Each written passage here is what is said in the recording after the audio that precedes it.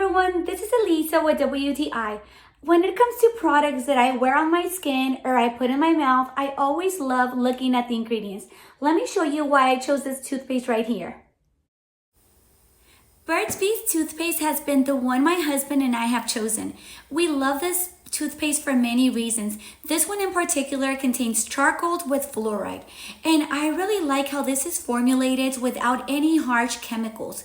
I also like their logo. They really live up to it. We don't add what you don't want, and that's so true because when it comes to the ingredients, I really love that they use peppermint, eucalyptus, and spearmint oil.